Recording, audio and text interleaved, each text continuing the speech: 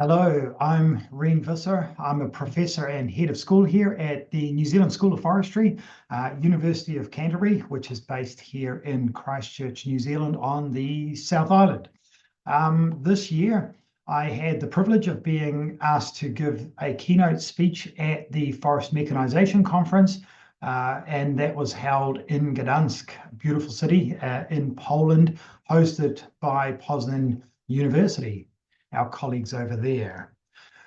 The theme of my presentation was managing plantations in New Zealand, and specifically I was looking at the forest engineering aspects, some of the challenges we have, but also the opportunities that are being provided by us being able to adapt to some of the new technologies coming out. So that was a feature that I tried to integrate into this presentation. As you can see from this image, we do have an extensive plantation forest industry in New Zealand. About 25% of our landscape is actually in native forests. And in our native forests, we typically do not have any active management, so that's very much there for preservation. In terms of our plantation forest, it's only 7% of the landscape, 1.7 million hectares, but it is very intensively managed. 95% of it is in private ownership. 90% of it is in the one species, radiata pine. We typically manage on a 26 to 28 year rotation. An average might be after 26 to 28 years is a 2 cubic meter tree and approximately 750 cubic meters per hectare would be an average across New Zealand. It is fairly intensely managed, and we do have an annual harvest in excess of 30 million cubic meters every year.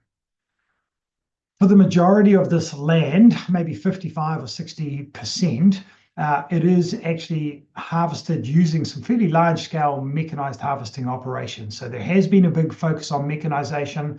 We've transitioned from chainsaw felling through to felling with excavator feller bunches, as you see on the left there. The most common extraction method is rubber-tired skidders, but we are starting to see a little bit more in the way of cut-to-length type operations.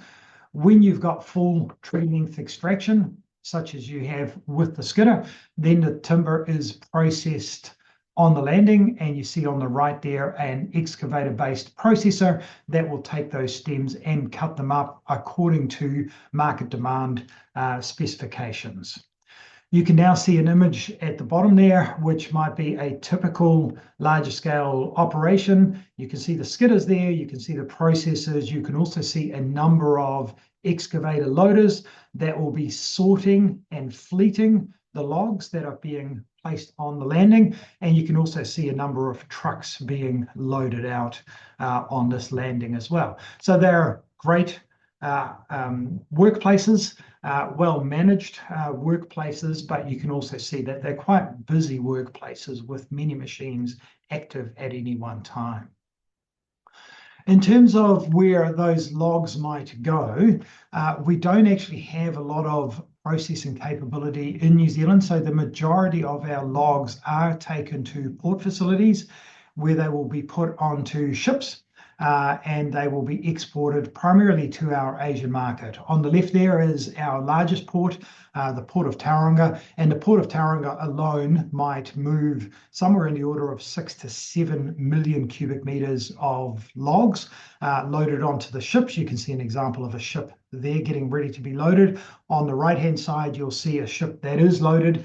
A typical average ship is about 35,000 ton, and you can see that ship is loaded both below deck and then also above deck as well. In terms of the largest softwood export countries around the world, we can say with some pride that we're number one. So New Zealand exports something like 20 million cubic meters of timber every year. You can see our host nation for the conference, Poland, is actually number 7 on that particular list with just under 3 million cubic meters. So on the one hand, it's nice to be a country that does the most, but it also really highlights the fact that we have very limited processing capabilities, which necessitates that export of our raw materials. So here are some of the forest engineering challenges. Now, one of them is that it's great that we are able to export so much of our roundwood to our markets, but shipping is really expensive. It has to go a long way, and it's also quite onerous in terms of the logistics of getting the logs to the port, managing the logs through the port onto the ships and out to our markets. In terms of price, the rate that we have, so while we can control our own harvesting rates, we can often control our own trucking rates, but our shipping is part of an internationally competitive market. Ships can be used to transport a lot of different types of bulk cargoes, and as such, the actual rate that we pay for our shipping can be quite variable. What we have, of course, one way to be more cost effective is typically to look at the use of larger capacity machines, in this case, ships. So you can see the Handymax, which is a typical size for New Zealand, which is somewhere between 30 and 50,000 tonne dead weight. So dead weight refers to the total load that you can put onto a ship.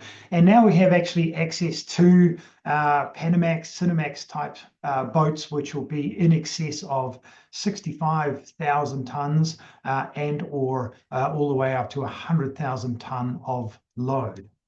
What is interesting, and a graduate student, my master's student, James Power, has done this work. He was able to get data on a larger number of ships that left our shores in New Zealand. And you can see that when you look at the handy size or the handy max size, that most of those ships are actually being loaded to 100% of their dead weight capacity. So we get full utilization, and the way that you get full utilization is not only to put the logs below deck, but as you can see on the left-hand side, if they're purpose-built or modified to take logs with those bolsters you can see on the side, you can actually load a lot of logs above deck to reach that 100% utilization. These larger cargo ships, such as the Supramax, Panamax, and Capesize, the issue here is that the logs must go below deck because they don't have the bolsters, and you can actually see that percent dead weight actually, or the utilization of those larger cargo ships is actually lower as you step up in size. In terms of why it might be challenging to put logs above deck, so part of the phytosanitary requirements that we have to export to our international markets is that we fumigate, or basically kill the bugs on the logs before they reach the destination port.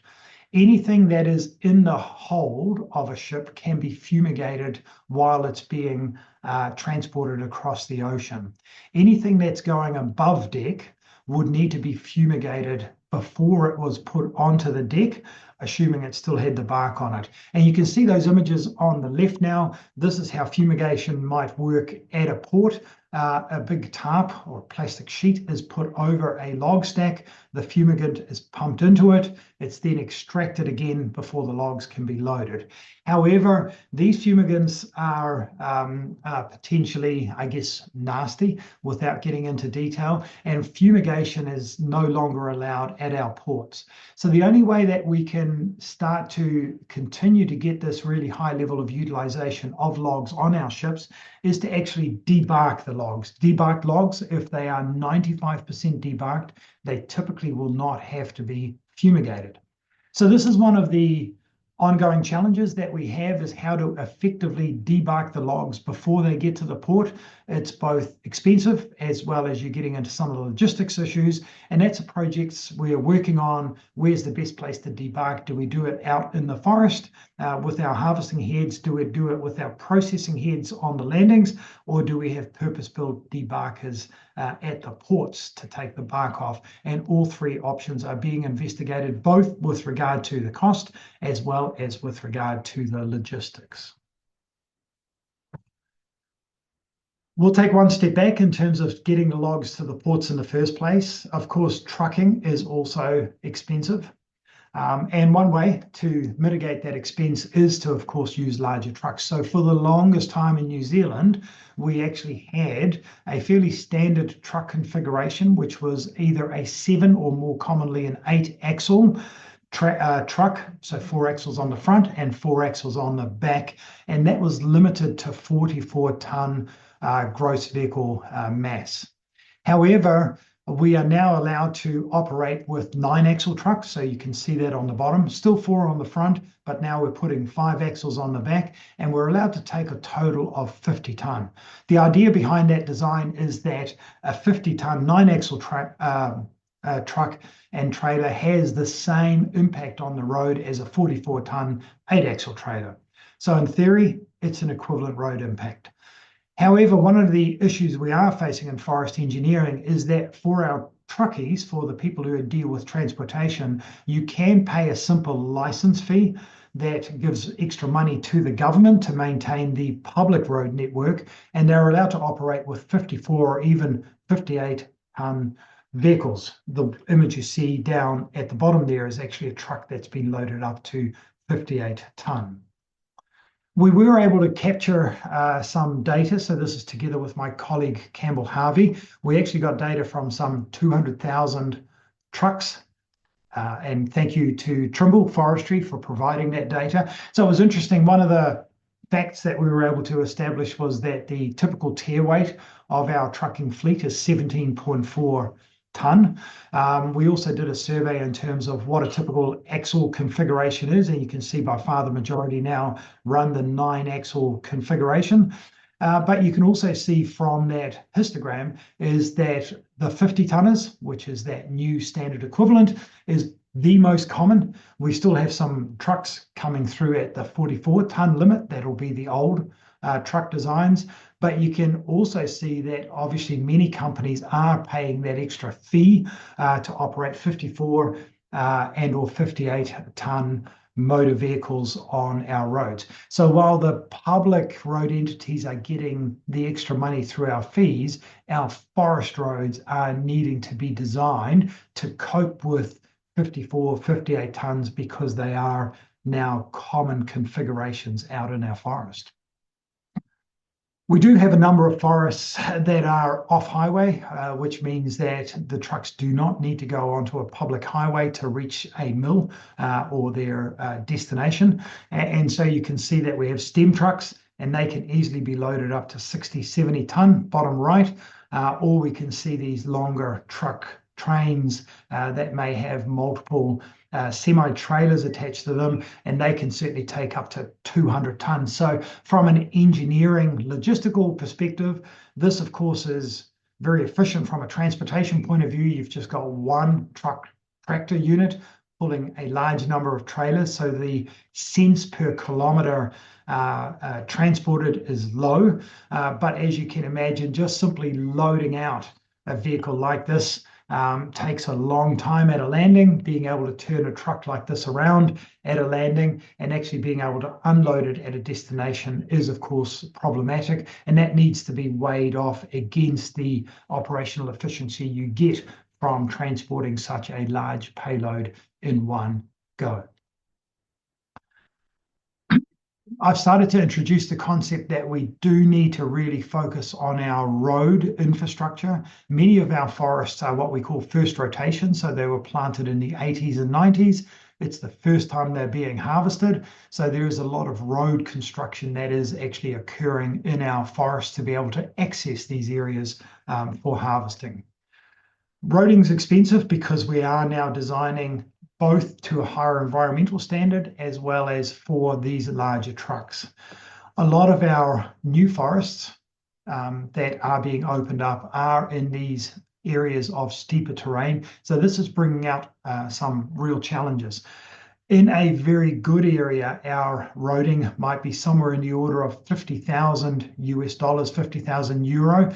We would now consider to be relatively cheap per kilometre, but we certainly have forest road accesses that are being constructed, and they are in excess of 200,000 dollars US or 200,000 euro per kilometre to construct, and that is now common in some of these more challenging areas. So quite a considerable expense.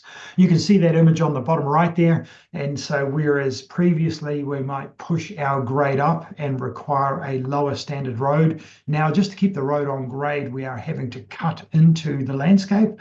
It is no longer acceptable to simply push the material off the slope or side cast. So we're having to truck all of that material out, and that's what's building up some of these extensive costs that we have associated with our road infrastructure. In terms of harvesting itself, I won't focus too much on that. There's been a lot of presentations around harvesting, but just out of interest, we do have about 400 odd ground-based crews, 300 odd cable logging crews that work full-time professionally in New Zealand. You can just see some of those rates that we might typically pay, and again, this is in US dollars per cubic meter. But what we can note, and I look after a benchmarking database that captures some of this information, is that we've had a good step in terms of ground-based productivity, increasing from about 30 to 36 tonnes per hour in the last 10 years. But we've actually had quite a major jump in productivity associated with our cable logging operation. So you can see 23 to 35, almost a 50% increase in our productivity for our cable logging operations. One of the ways that we've achieved that is, of course, we've gotten better, but also we now use a lot more machinery in our cable logging operation. And one of the aspects there is the more extensive use of winch assist, which is allowing mechanized falling on the slopes, as well as more efficient bunching of extraction with grapple systems. So you can see the mechanization in terms of just a processing on the landing. Nearly all of our harvesting systems in New Zealand now have mechanised processing, and that's up from less than 20% 12 years ago. So a major shift, and 75% of all of our cable logging operations have access to the winch assist systems. So here you can see, and by way of video, but also just through those images, that we have done a lot of work in winch assist here in New Zealand.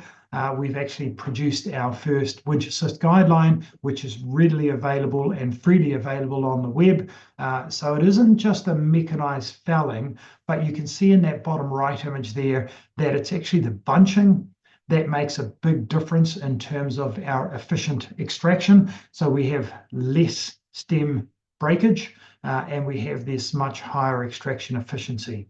So the machine manufacture industry is now also very important here in New Zealand. We're not just selling timber overseas, but we're actually also selling the harvesting systems that we're developing, especially around winch assist, as well as smaller yarder systems as well. So this mechanization of steep slopes, I've mentioned the bunching. So where we've put a lot of focus on is to get people off the hillside. So no people out there with chainsaws felling trees, but also no choker setters out on the slopes as well. The only way you can achieve cable logging without choker setters is to work with grapple systems. They can be mechanical grapples, as you might see on the left there. That technology has been around for a long time and typically associated with our swing yarder running skyline configuration. But to actually be able to adapt to grapple harvesting systems, we also have a couple of companies that have done very well designing motorized grapple carriages that can be used on tower yarders, and many of our operations now have those motorized grapple carriages. You can see an image there on the left showing fully mechanized harvesting system with the yarder at the top being shoveled on down to a landing where it's being processed and loaded out onto the trucks. Many of our cable yarding systems are now producing in excess of 300 cubic meters or 300 tonne a day using this technology. So a really nice step change that we've experienced.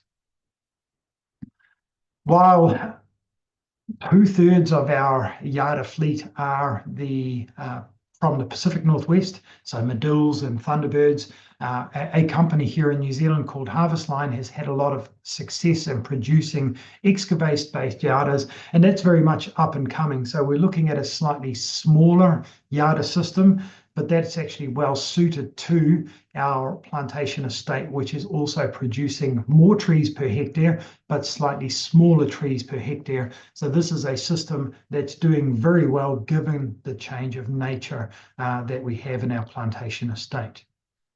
Moving a little bit on to sustainable forest operations, it's something obviously that's being focused on all around the world. What does it mean here in New Zealand? You can see this particular chart. I was involved in publishing this paper. It was led by Enrico Marchi from the University of Florence in Italy. And I'd like to think that in terms of many of these elements, whether it's certification, industry, earnings, safety, health, training, we do really well here in New Zealand. It's this people and society aspect that is a challenge, and I'll present to you why that is. And it's linked to pollution, it's linked to water quality, it's also linked to climate change. And we're referring to this particular aspect as our social license to operate. To put that into perspective, we do need to just discuss a little bit in terms of how we have developed our production forests, and again, highlighting the fact that this is separate to our native forests. So we really started off at the turn of the last century, 1900s. You can see a bit of a boost there in terms of the early 30s when we had the Depression, also here in New Zealand, and a lot of people were employed to undertake this relatively manual task of planting our very low subsistence types farming areas into forests. So we had a bit of an increase, and that's then stabilized for an extended period of time, mainly in the central North Island. Then what was starting to happen to a lot of our farmland around New Zealand was being impacted very heavily by storms. So when we removed the native forest cover and we converted it into farming, certain areas just didn't lend themselves well to that, and we ended up with a lot of erosion occurring on our farmland. And so what was happening there is the native forest was already cleared. And so there was a really easy opportunity to convert that farmland, failed farmland, if you like, into plantation forests based around conservation. So you can see an image here that might be typical of a big storm coming through on our highly erodible farmland that we have. There was another big boost in the 90s that was based on a very high Asian log price market.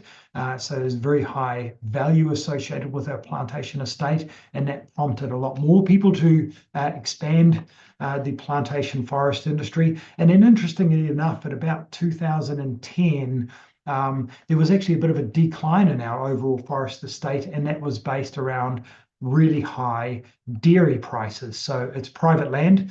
So a lot of our forest owners converted their plantation forests into dairy. And as such, we're able to capture the high milk prices that we have. There's a little bit of an uptick towards the end there, and that's based around carbon. So we now have a carbon system here in New Zealand where people are able to sell carbon credits based on their plantation forest holdings.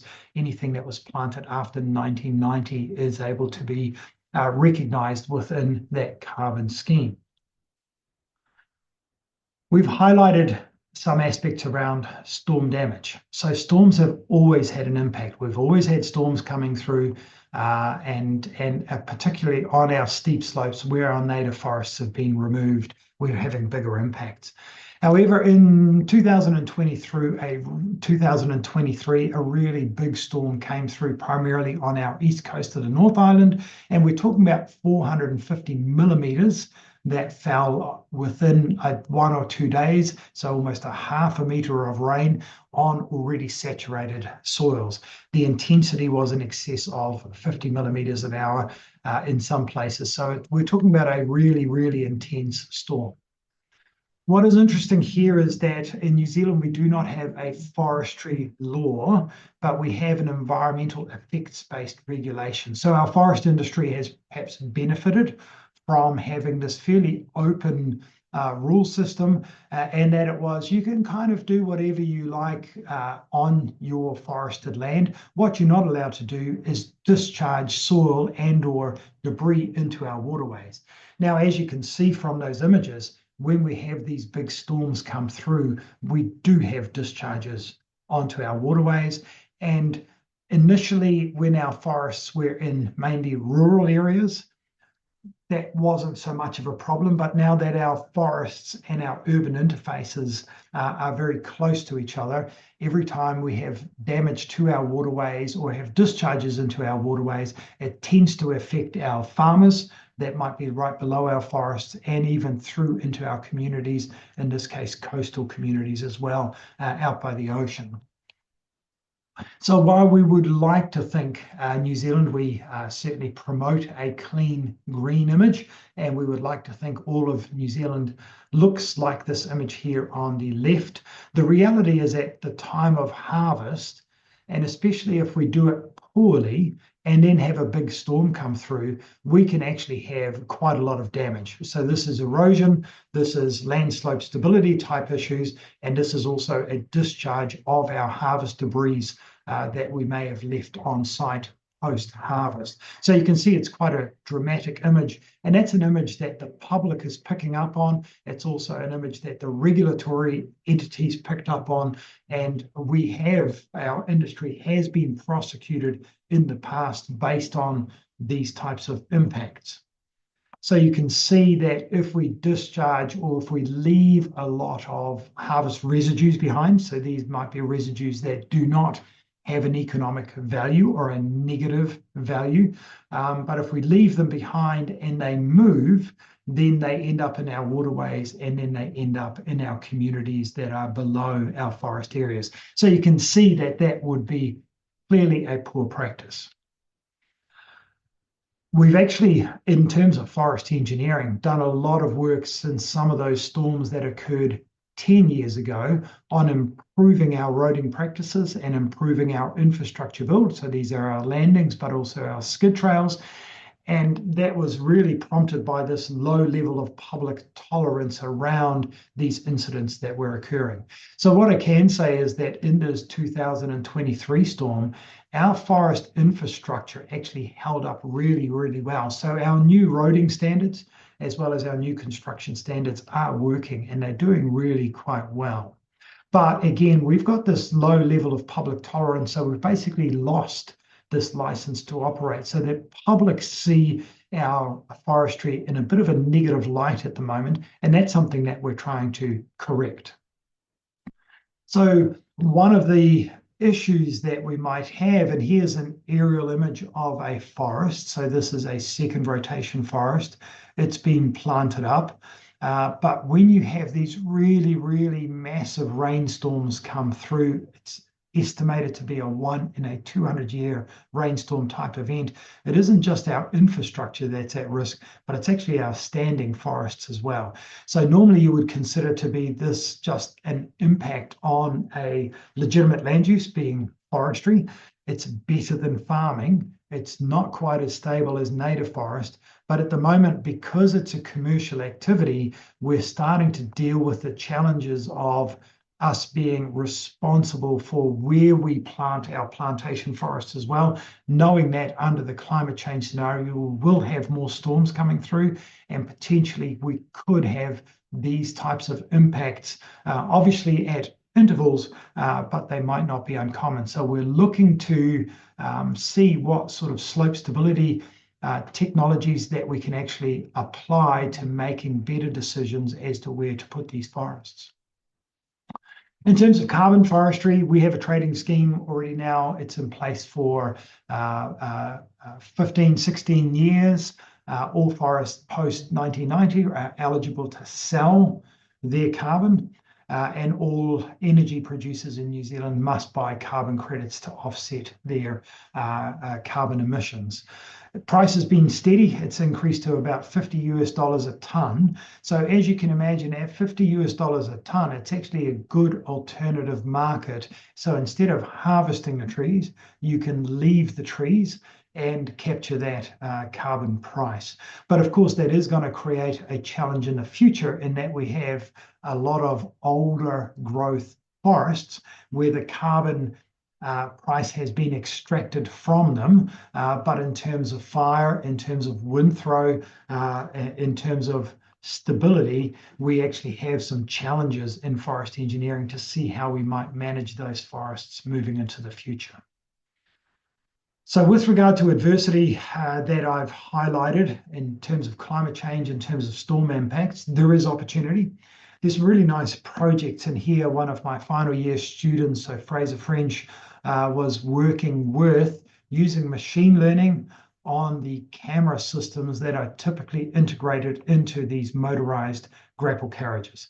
So what we've got here is an ability to identify not only the stems that are lying on the ground, so that makes it easier for the operator to find them and to extract them, but you can also start to put some metrics around those stems in terms of how large they might be, and in terms of whether or not we should be extracting them, or whether it's effectively so small that it counts as slash and you could leave them behind.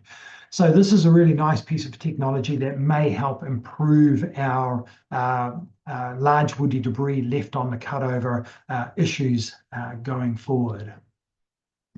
We're also doing a lot more work with drone now, and the resolution or accuracy that we're able to get post-harvest is very impressive. So it's not just the boundaries, it's not just an inspection of our waterways, it's not just an inspection of our forest road infrastructure, but we can actually also start to automate some of these metrics, for example, the amount of residue left in the cutover.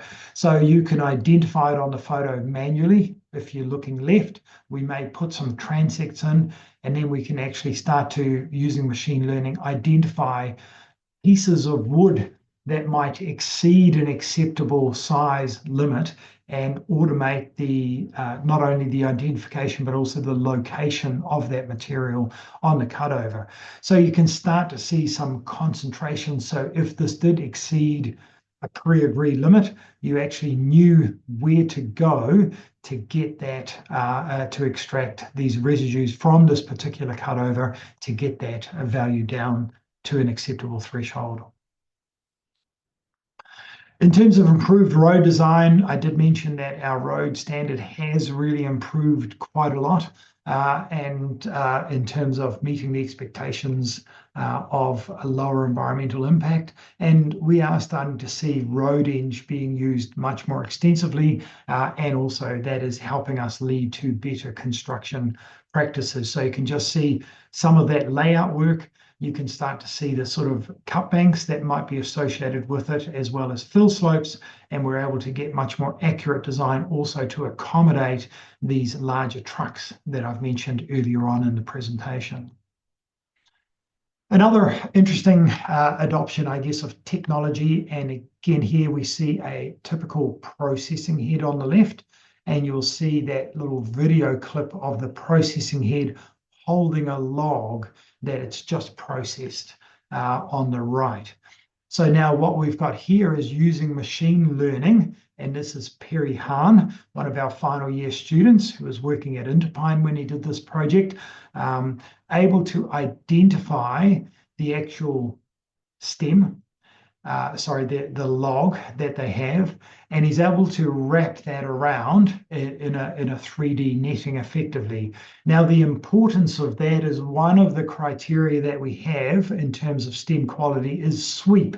So while a harvesting head will always be able to measure diameter quite accurately, the actual bend in the tree, or sweep as we call it, is not able to be picked up by the harvester head. And so by being able to identify the stem in a 3D type format, we're actually able to see how bent this log is and whether or not it actually meets the particular log grade standards. So that's another really interesting application of technology that we're able to integrate into our harvesting systems. Heading towards the end of the presentation now, talking about carbon footprint. This is actually a project that we focused on in 2022. It was Simon Smith and Dougal Shepherd, mentored by myself for their final year project, and they actually captured a lot of information around fuel use, both for our ground-based as well as our Yada systems. So you can see that it was 3.7 litres per metre cubed harvested for ground-based and 4.7 litres per metre cubed for our Yada systems. Now, we do have some information from previous studies. Paul Oyer, a master student of mine in 2017, was able to capture the data, which was 3 and 3.2 respectively, and we have some older data going back to 2000, so that's really pre-mechanisation, and that was at 2 litres. So on the one hand, we've been able to track that mechanisation has really improved the safety and productivity. On the other hand, quite clearly, if you put more machines into a harvesting system, the fuel burn per cubic metre harvested certainly goes up as well. And on average, a New Zealand logging crew might use 260 litres of diesel per year. And we're able to compare that against the modern European Yada systems, which are much smaller scale, and they might be in the order of 1.6 to 1.8 litres per metre cube. Of course, we're never comparing apples with apples, as it were. They may have smaller tree sizes, but they also use very niche, well-designed pieces of equipment that have a lower carbon footprint. So that's of interest to us, and you can see the CO2 equivalents there in that chart down below.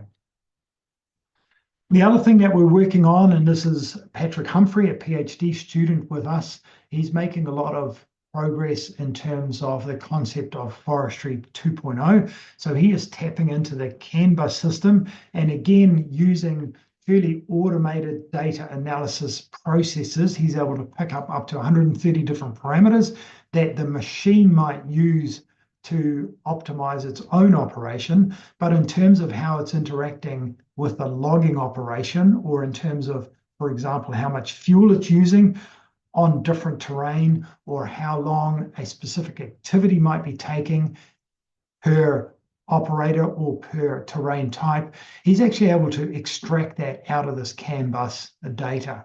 And so this is quite an exciting opportunity as well, where we're able to use these mega data sets to able to optimize and fine-tune our operations. Current harvesting practice. So while we used to build these larger landing areas to accommodate all of the equipment, we are hoping to move towards smaller yardas and or two-stage trucks to really minimize some of that infrastructure. If we minimize our infrastructure, we also minimize the amount of soil disturbance we have. And you can see some of the two-stage type vehicles that we have at the bottom, and also in that image in the middle now you see a yarda operation working from a roadside instead of one of these larger sort of processing areas. So we're processing more in the cutover, extracting using two-stage out to the edge of the forest, and then loading it on to our on-highway trucks. So there's some exciting opportunities here as well. To summarize, in terms of our New Zealand plantations, hopefully it's been an interesting overview and perhaps a contrast to the operations that you have in your own countries. What we have showed is that harvesting operations are expensive, and many of the aspects of the logistics, be it trucking and or shipping, have their cost as well. And so for forest engineers, the positive is that there's always something to improve on. We do need to not just look at the dollars. We need to keep a balance, and we need to respect our social license to operate. So we often talk about the need to stay safe and the need to protect the environment, but obviously the impact that some of these storms have had, and knowing that this frequency and intensity of storms might be increasing under the climate change that we're currently experiencing, is something that we also need to manage. Losing this public trust is quite easy, and we've experienced that, and it's actually quite hard work for us to get that public trust back. So perhaps a message out there to everybody else: do respect what the community thinks of the way that you manage the forest, the way that you manage the harvesting within your forest. But the exciting thing is, I think, especially for the younger people coming into our industry, there is a lot of technology out there. You'll be more familiar with these technologies than we are. Use these technologies, whether it's LiDAR, whether it's drones, whether it's sensors, use this technology to your advantage. By way of this presentation, we've shown that there really are very many opportunities for us to integrate that, and that makes for a more exciting workplace, especially for the next generation of forest engineers. So with that, I'd like to thank you for your attention. Hopefully it was interesting. And yeah, do email me if you have questions and or comments based on what was presented here. Thank you very much.